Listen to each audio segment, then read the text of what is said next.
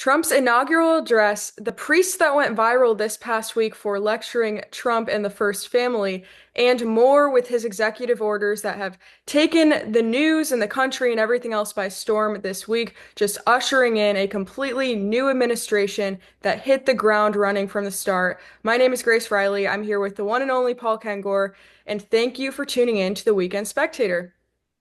The great and gracious Grace. Good to be with you again on this great inaugural week. It is. It's been quite a week, and we're going to start with the inauguration and the address that Trump gave. It was pretty incredible to watch and still feel surreal, and especially has been surreal to watch all of the actions that he's taken since then.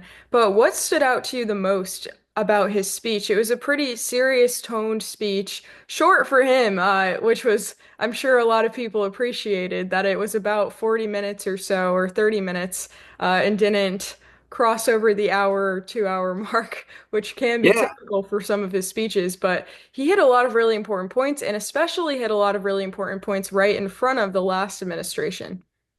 I thought it was his best speech. And so, look, it reminded me in a way of Reagan in 1985 because it was indoors. The inaugural was indoors because it was so cold outside. But I thought it was his best speech because, look, he was scripted, but it clearly had a speechwriter for it. But at the same time, so it's good he's scripted because you have to be formal there, right? You can't just go, you can't, you can't just be the typical Donald Trump in that situation because you've got dignitaries there, the living former presidents, living former first ladies, although not Michelle Obama again, which is a kind of curious thing. I don't know if you saw Ellie Gardy's piece this week. It was our lead a couple days ago, Grace, about serious talk about whether the Obamas might be getting a divorce. And there's actually speculation about that because she failed to attend not just the Trump inaugural, which she could say, well, I don't want to be anywhere near Donald Trump, but also the Jimmy Carter funeral, and they've had marital problems in the past. So Ellie walks through that in a very thoughtful, kind of reflective way. But I'm getting a little bit off topic. But so because of that, you've got the President Trump's like speaking that way, and right and off to his left, there's Joe Biden, there's Kamala Harris. You can't refer to crooked Hillary. You can't refer to commie Kamala. So you've got to be professional there, right? You've got to be gracious in that situation. So they scripted him, but they also did a really good job of taking like Trump's best sort of talking points. So it's like Peter Robinson and Tony Dolan, Reagan speechwriters, Grace used to tell me all the time, Paul, you compliment us for writing these great speeches for the Gipper, but we're really, we're using his voice, right? We're writing, if we were writing for Vice President Bush, we wouldn't have written the speech that we wrote. We wrote it for Reagan. So whoever wrote it for Trump.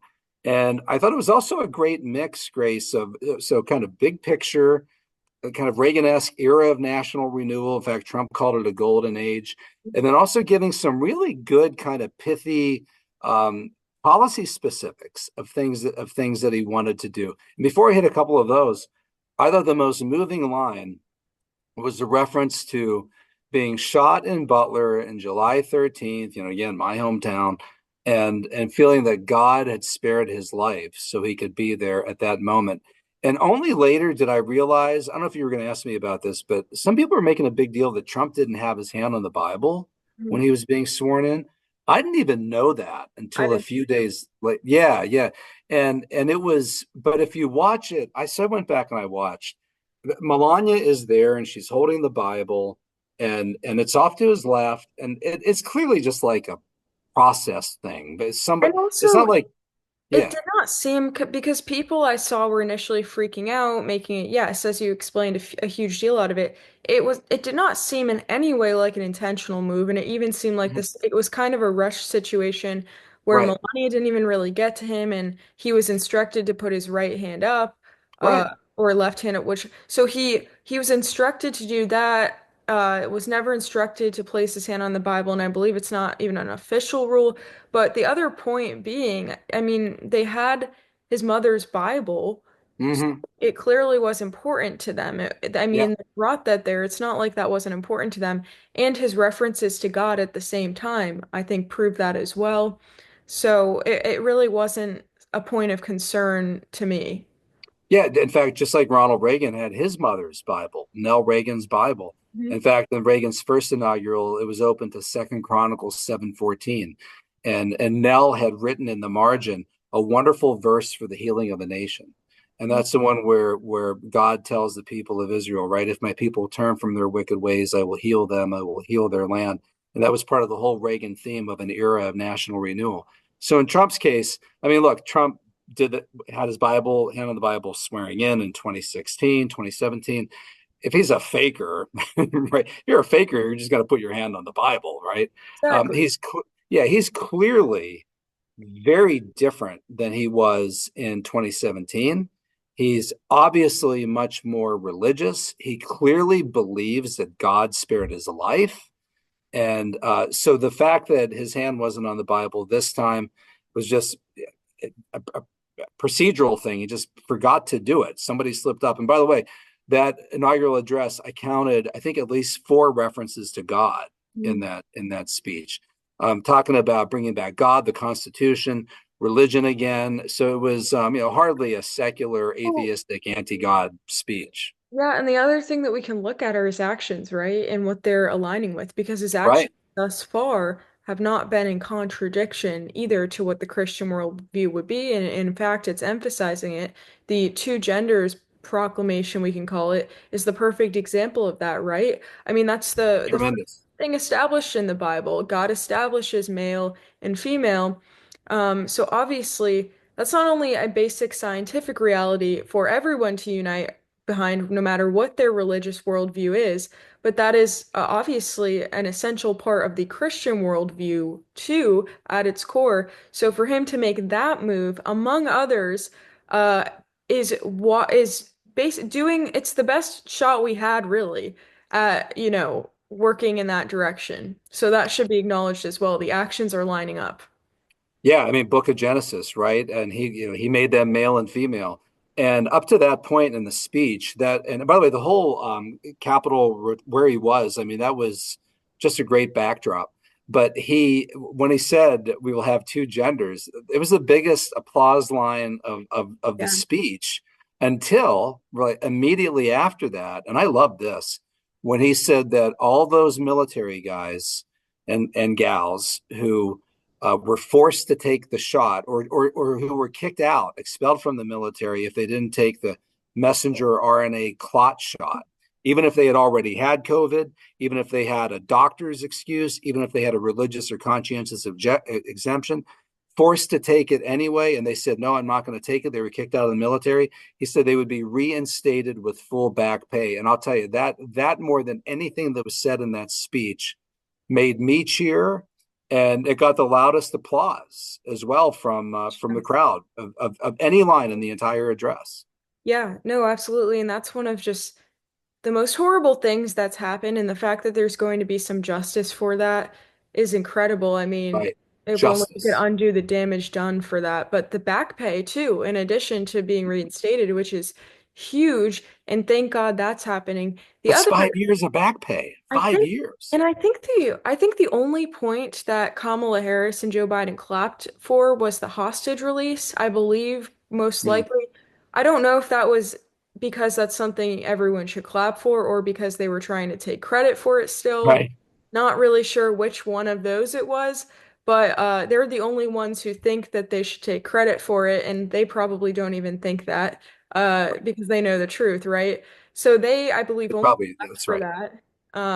And yeah, the military thing is a very big deal and certainly one of the best.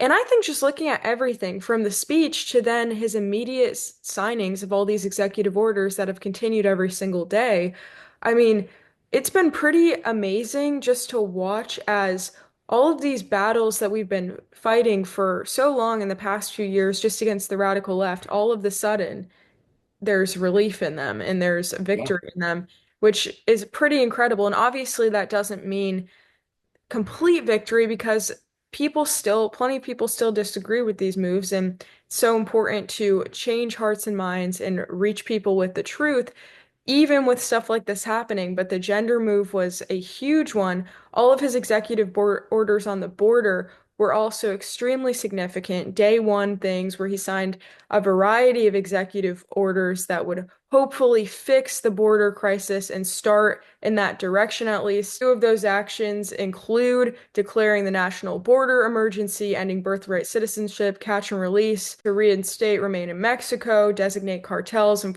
as foreign terrorist Yeah, organizations. that was great.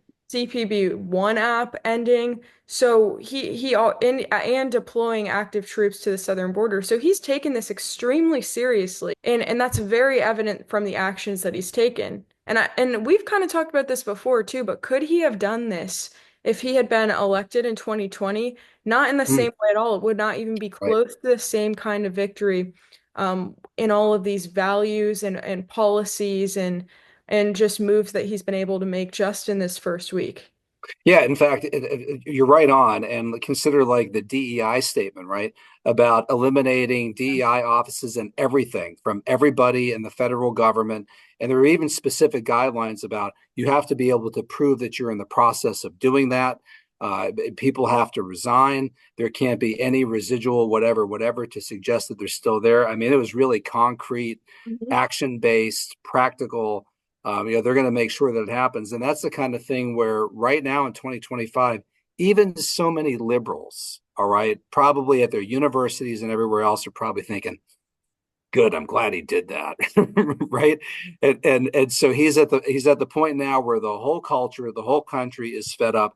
And also because of the way that the left just tried to throw him in jail the last few years, called him Hitler, a fascist, a Nazi, kept saying he was a threat to democracy. Kamala said that he represented the January 6th represented the greatest threat to democracy since the Civil War, tried to throw him in jail. As Trump told Kamala, he was nearly assassinated because of rhetoric, like he was trying to threaten democracy. So after all of that, Trump's finally at the point where like, complain, I don't care. What are you going to do? Shoot me? Right? Already done that. What are you going to do? Try to throw me in jail? We're going to do hit me with 100 lawsuits? So he's at the point where he just doesn't care anymore. Yeah. And so he's going to go right ahead and do his thing. And so, liberals, if you think this guy's a monster, you created that monster. But at the same time, I want to say that he does seem a different person. And a friend of mine who watches these podcasts had a really interesting insight, and I think I'm going to write about it. But everybody commented on how Melania was dressed and how others were dressed, right? And in fact, Ellie and Lyra did a podcast on it. And a friend of mine, she said that Melania Trump, her dress with a hat and everything, almost had a kind of like gangster look. Mhm. Is that an interesting thing? Yeah. And she said that Ivanka too almost had that kind of a look.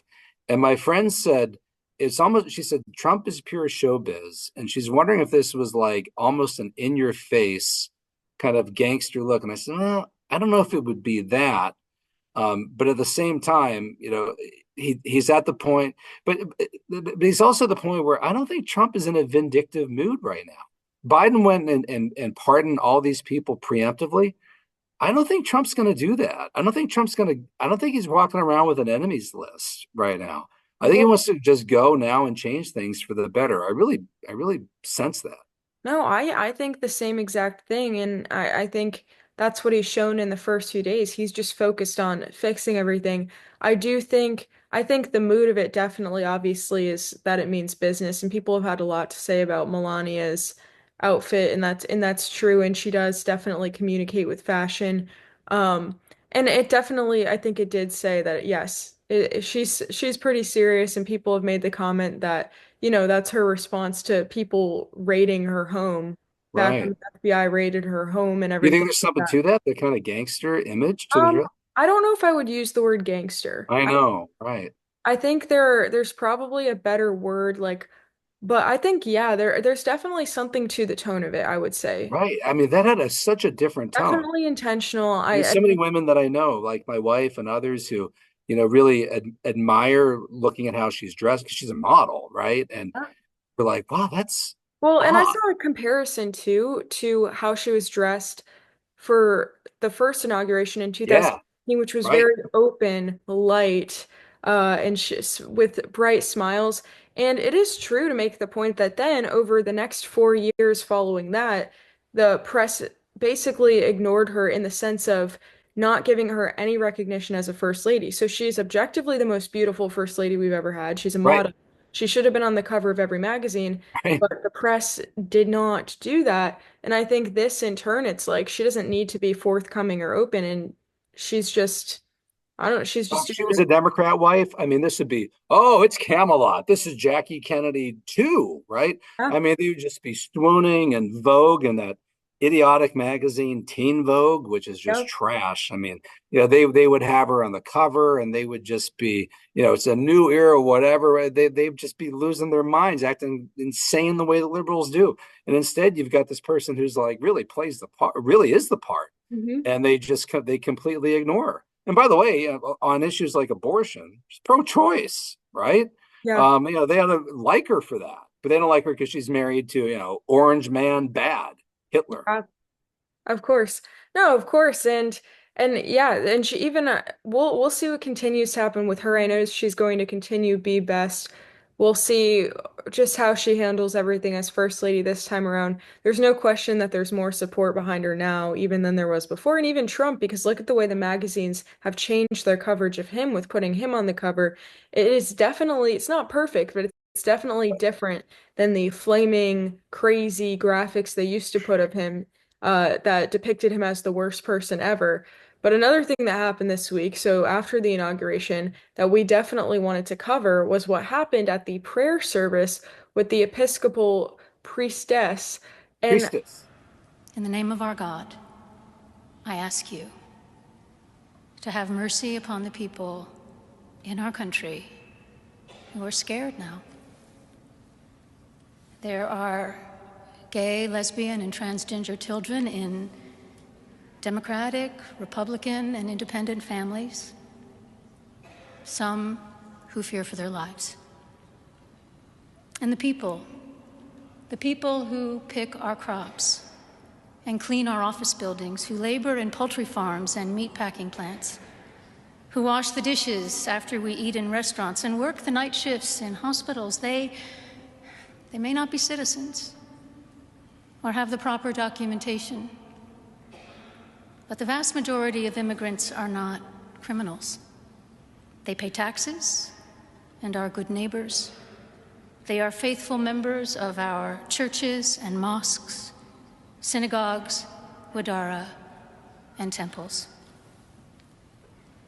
I ask you to have mercy, Mr. President, on those in our communities whose children fear that their parents will be taken away, and that you help those who are fleeing war zones and persecution in their own lands to find compassion and welcome here.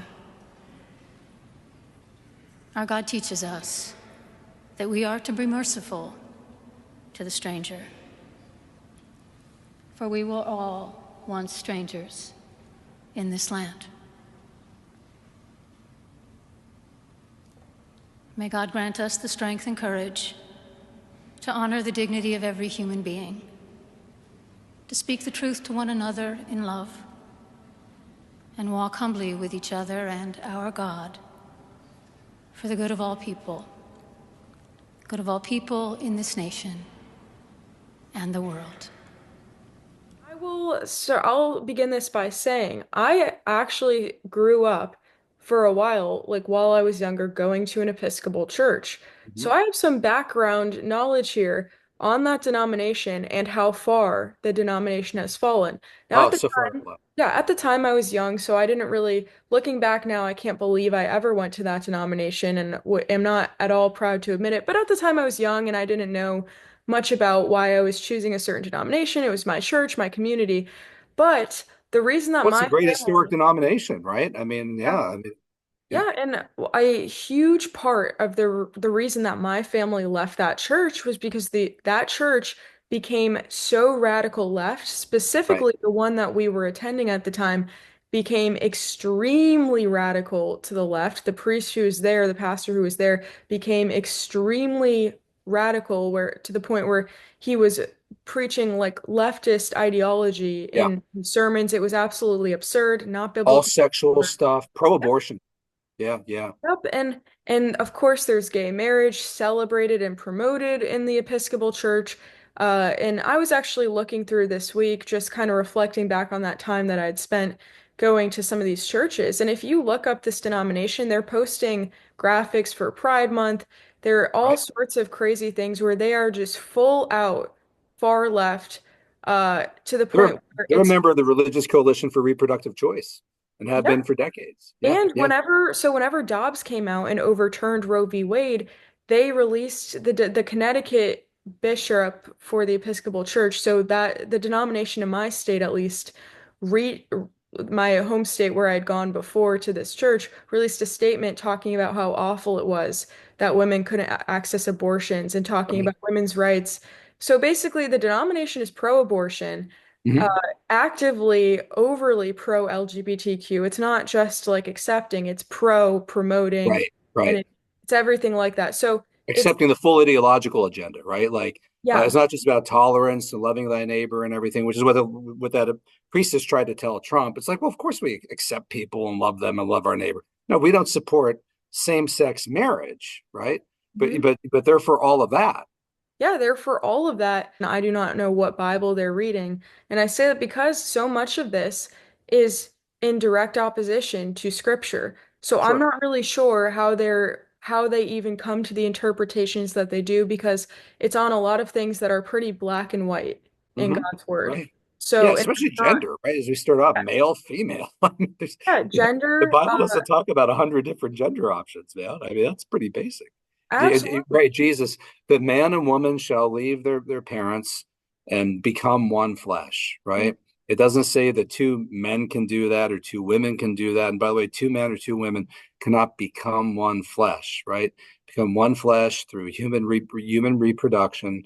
This is basic stuff. Jesus said, love your neighbor. I know we get that, right? We all believe that. We all support that. We don't want to mistreat anybody.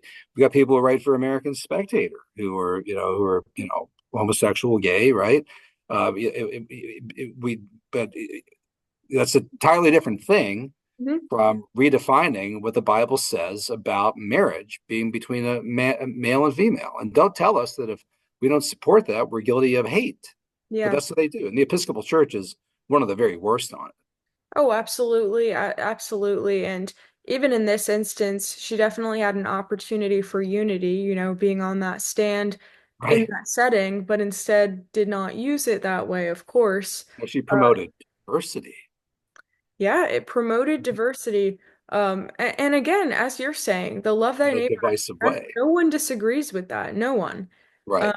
And it's actually it's not a relevant point if we're looking at it logically. It's not relevant even to what she was addressing with Trump because even she mentioned the deportations and stuff like that.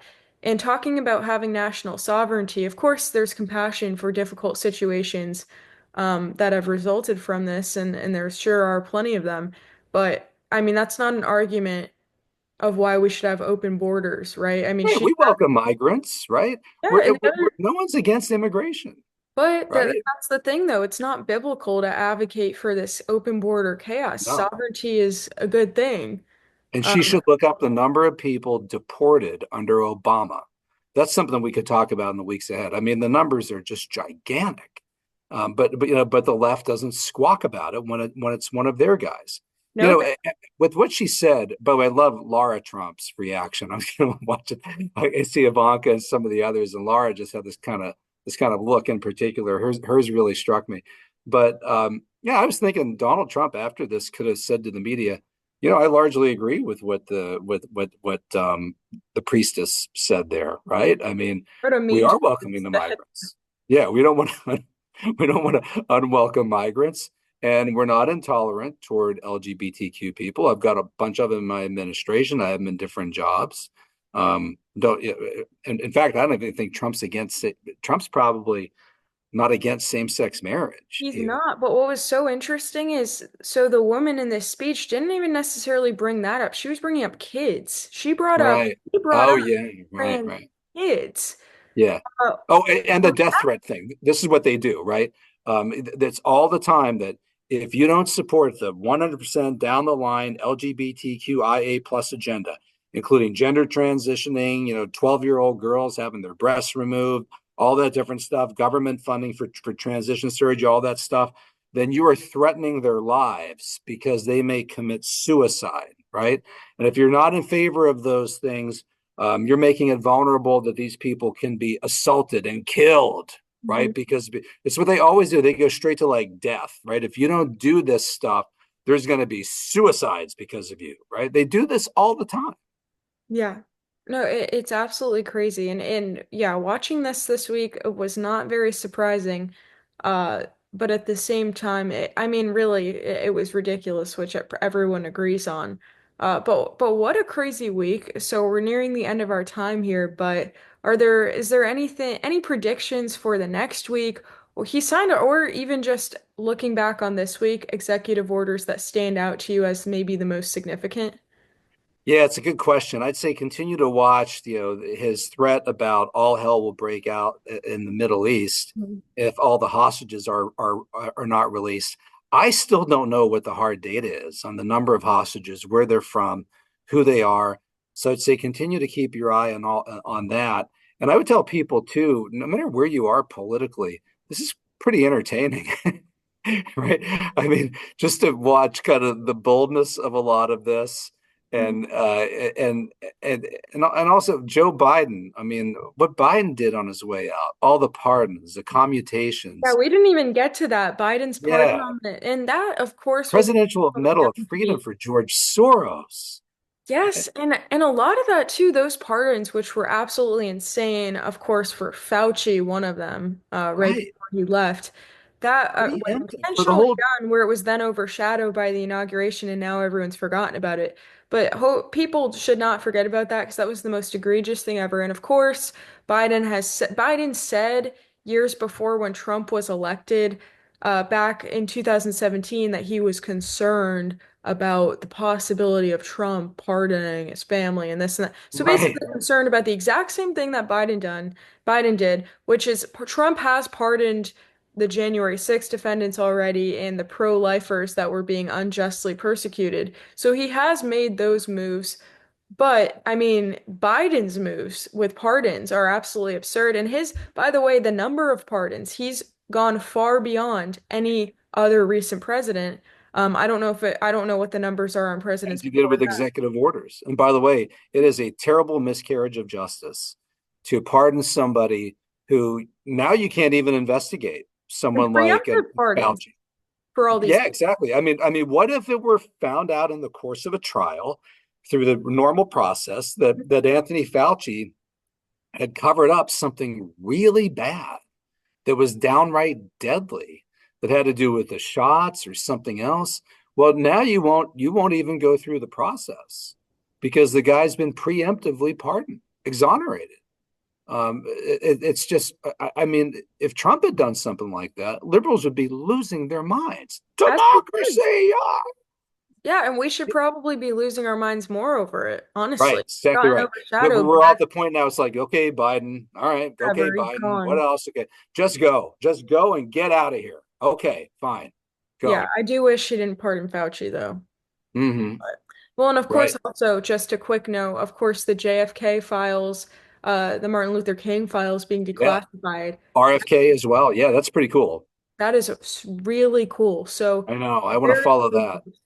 Oh yeah, people are on the edge of their seats, I'm sure. It's about We should time. talk about that sometime. Yeah, we should talk about that Yeah, and as because the information starts flowing out, for sure. yeah, we could talk about JFK, RFK, the communist connections of their shooters. That'd be a good topic for the future. You got it? Perfect. Well, everyone, be on the lookout for that episode, which we'll hit at some point soon. But thank you for tuning in for this one. It's been a wild week. Keep watching everything as he continues his pretty consistent signing of executive orders and just actions in his first few weeks as president. He's already gotten an amazing, impressive amount done just in the first week. So it will be very interesting to see what continues to happen. It's been a pleasure to have you with us. Make sure that you like, subscribe, share with your friends, and stay up to date with all of the latest episodes of The Weekend Spectator and our articles at spectator.org. Grazie, Grace, and we will see you next week. See you next week.